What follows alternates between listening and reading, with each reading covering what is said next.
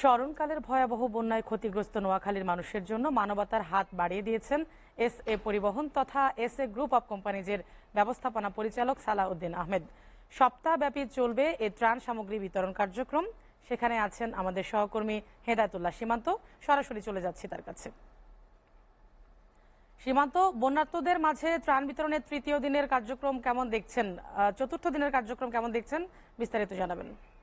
জানেন যে গত 4 দিন ধরে কিন্তু নোয়াখালী সোনাইমুড়িতে যে এই বন্যা কবলিত মানুষ সে তাদের মাঝে ত্রাণ তৎপরতা শুরু করেছে এসএ গ্রুপ অফ কোম্পানি। যে আপনি জানেন যে নোয়াখালীতে যে জলাবদ্ধতা এখনো স্থায়ী জলাবদ্ধতায় রূপ নিয়েছে, সেখানে আপনি যদি দেখতে পাচ্ছেন যে অসহায় মানুষ, অসংখ্য মানুষ তারা কষ্টে দিনাতিপাত করছেন। একদিকে বৃষ্টি, অন্যদিকে যে আগের যে পানি তারা একেবারে স্থায়ী হয়ে আছে, যার কারণে কিন্তু অসহায় মানুষ, হাজার হাজার মানুষ অসহায় হয়ে পড়েছে।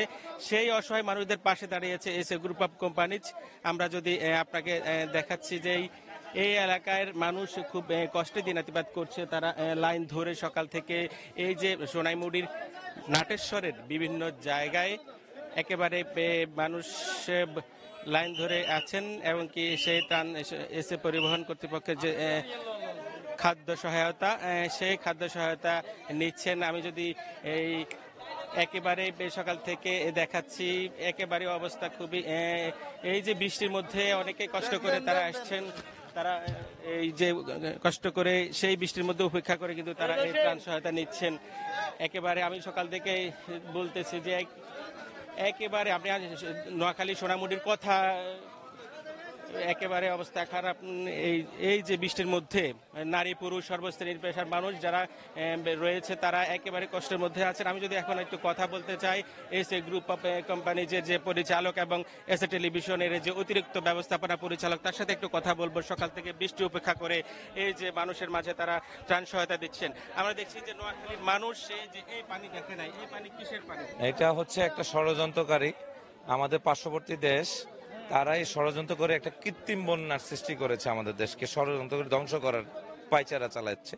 তো এই জলবদ্ধতার কারণে আমরা পানি এখনো নিষ্কাশন করতে পারিনি। তো আমাদের এসএ গ্রুপের পক্ষ থেকে আমরা আজকে 4 দিন ব্যাপী ধরে ত্রাণ সামগ্রী নিয়ে প্রত্যেক এলাকায় ছুটে যাচ্ছি। আমাদের এই ত্রাণ আরো 1 সপ্তাহ ধরে ইনশাল্লাহ অব্যাহত থাকবে।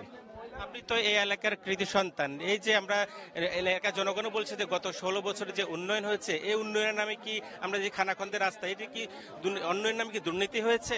অবশ্যই এটা দুর্নীতির পর্যায়ে পড়ে, কারণ আমরা রাস্তাঘাট দিয়ে গাড়ি নিয়ে যাই, তখন দেখা যায় অনেক বড় বড় ড্রেন এবং খালকে বন্ধ করে তারা বন্ধ করে দিচ্ছে এবং ড্রেন করে দিয়েছে, যেতে রাস্তা ছোট করে ফেলছে। এর জন্য রাস্তাঘাটে গাড়ির যানজট থাকে এবং সুন্দর কোনো রাস্তা আমরা পাচ্ছি না।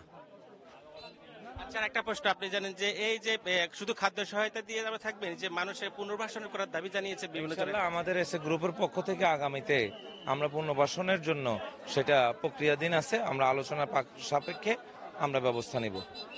এই যে এলাকার মানুষ আপনাদেরকে সবসময় পাশে চায় এবং আগামীতে অনেক পাশে থাকার, তারা আপনাদেরকে সবসময় সোনাইমুড়ির মানুষ এসএ পরিবহন কর্তৃপক্ষ অর্থাৎ এসএ গ্রুপকে তারা সবসময় পাশে চায়। আপনারা কি আগামীতে এই যে মানে জনপ্রতিনিধির মতো এদের পাশে থাকবেন কিনা? অবশ্যই থাকবো, কারণ আমার আব্বু আজকে থেকে 40 বছর আগে যে বন্যা বলেন, সিডর বলেন, যে কোনো দেশে যে কোনো ডিস্ট্রিক্টে হয়, আমার আব্বু এখানে ত্রাণ সামগ্রী নিয়ে পৌঁছে যায়। তো নিজের এলাকায় অবশ্যই সেটা আগামীতে যদি এই ধরনের ঘটনা হয়, আমার আব্বুর থেকে শিখিয়ে আমরা আগামীতে যাতে আমরাই চলে যাব ইনশাল্লাহ।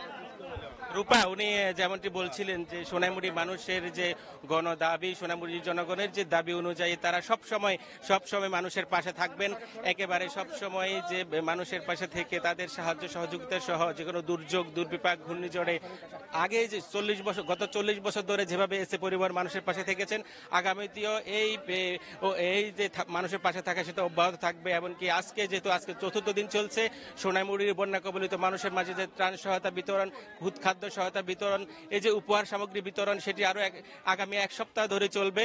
অর্থাৎ যে সোনাইমুড়ির কোনো অঞ্চলের মানুষ যেন একেবারে কষ্টে দিনাতিপাত না করতে পারে, এমনকি যে বন্যা পরবর্তী যে কষ্ট, সেই যে পুনর্বাসন, সেই পুনর্বাসনের জন্য কিন্তু তারা এসএ পরিবহন কর্তৃপক্ষ উদ্যোগ নিচ্ছেন।